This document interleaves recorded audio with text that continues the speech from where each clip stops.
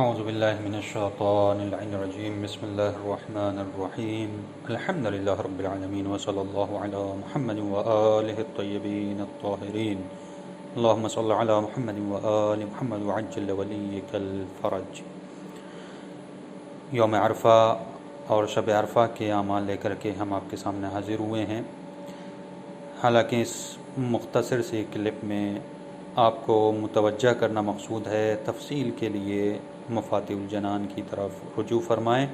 8 ذی الحج کہ جس کو یوم الترویہ کہا جاتا ہے، اس دن کا روزہ روایات کے مطابق 60 سال کے گناہوں کا کفارہ ہے، اور بعض علماء نے اس دن کا غسل بھی مستحب بیان کیا ہے۔ اس کے بعد جو رات آتی ہے یعنی شب 9 ذی الحج یعنی شب عرفہ، یہ رات بہت بابرکت رات ہے، مناجات کرنے کے لیے، حاجات طلب کرنے کے لیے، توبہ اور استغفار کرنے کے لیے، اس لیے کہ پروردگار عالم توبہ کرنے والے کی توبہ کو قبول فرماتا ہے اور دعا اور مناجات کرنے والے کی دعا کو مستجاب فرماتا ہے۔ اس رات میں عمل اور عبادت پروردگار کرنے کا ثواب 170 سال کی عبادت کا ثواب پروردگار عالم عطا فرماتا ہے۔ اس رات میں چند اعمال بیان کیے گئے ہیں۔ سب سے پہلے دعا ہے، جس کے بارے میں یہ ہے کہ جس نے شب عرفہ یا شب جمعہ اس دعا کو پڑھا اسے پروردگار عالم بخش دے گا، جس کی ابتدا اس سے ہوتی ہے اللہم یا شاہدہ کل نجوا۔ اس کے بعد تسبیحات 10 کو 1000 دفعہ پڑھنا کہ جو یوم عرفہ کے اعمال میں بیان کی گئی ہیں۔ نمبر 3 دعا ہے اللہم من تعبا و تحیا، جو روز عرفہ کے لیے وارد ہوئی ہے اور اعمال شب جمعہ میں اس کو بیان کیا گیا ہے۔ اس کے علاوہ زیارت امام حسین علیہ السلام کا بہت زیادہ ثواب بیان کیا گیا ہے شب عرفہ اور روز عرفہ، اور اگر پروردگار عالم توفیق دے اور شب عرفہ کربلا معلیٰ پہنچ جائے تو اسے چاہیے کہ وہاں روز عید تک مقیم رہے تاکہ پروردگار عالم اسے پورے سال کے شر سے محفوظ رکھے۔ یہ اعمال اور دعائیں شب عرفہ کی ہیں۔ یوم عرفہ یعنی 9 ذی الحج، یوم عرفہ وہ دن ہے کہ جس میں پروردگار عالم نے بندوں کو اپنی اطاعت اور عبادت کی طرف بلایا ہے۔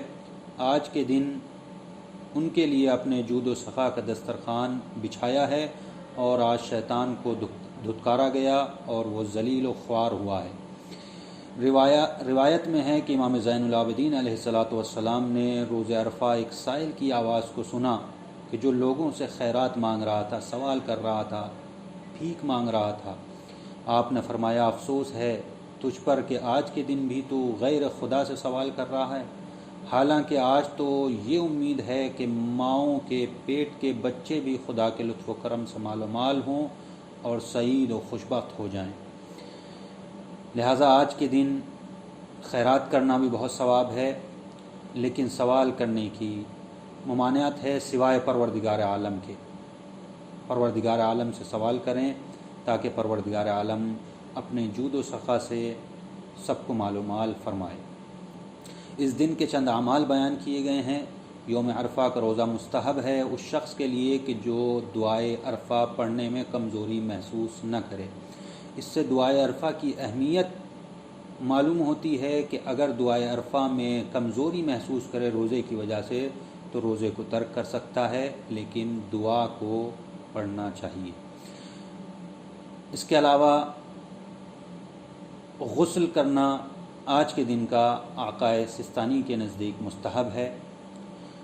تیسرے نمبر زیارت امام حسین علیہ السلام، زیارت کا ثواب 1000 حج، 1000 عمرہ اور 1000 جہاد کے برابر ہے، بلکہ اس سے بھی زیادہ اس کا ثواب۔ اس زیارت کی فضیلت میں بہت سی متواتر حدیثیں نقل ہوئی ہیں۔ نمبر 4 نماز عصر کے بعد دعائے عرفہ پڑھنے سے قبل زیر آسمان 2 رکعت نماز بجا لائے اور اپنے گناہوں کا اقرار اور اعتراف کرتے ہوئے تاکہ اسے عرفات میں حاضری کا ثواب ملے اور اس کے گناہ معاف ہو سکیں۔ اور اس کے بعد دعائے عرفہ اور ائمہ طاہرین علیہ السلام سے جو روایات اور تسبیحات اور دعائیں وارد ہوئی ہیں ان دعاؤں کو پڑھے، خصوصاً یوم عرفہ دعائے امام حسین علیہ السلام کو ضرور پڑھے۔ نماز کا طریقہ یہ ہے کہ زوال کے وقت نماز ظہرین کے بعد 2 رکعت نماز پڑھے، جس کی نیت یہ ہوگی کہ نماز عرفہ پڑھتا ہوں یا پڑھتی ہوں 2 رکعت قربتاً الی اللہ۔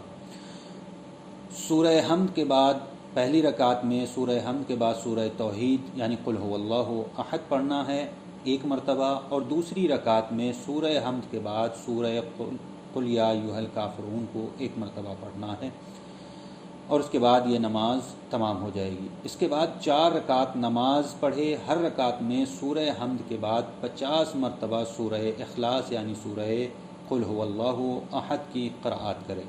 مؤلف کا کہنا ہے کہ یہ نماز امیر المومنین علیہ السلام ہے کہ جو شب جمعہ میں وارد ہوئی ہے۔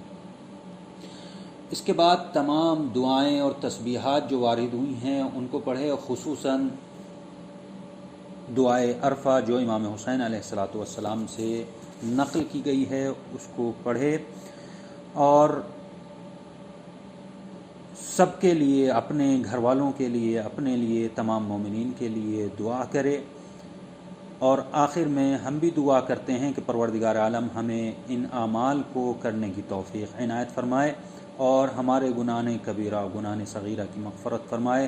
وآخر دعوانا الحمد للہ رب العالمین وصلی اللہ علی محمد وآلہ الطیبین الطاہرین۔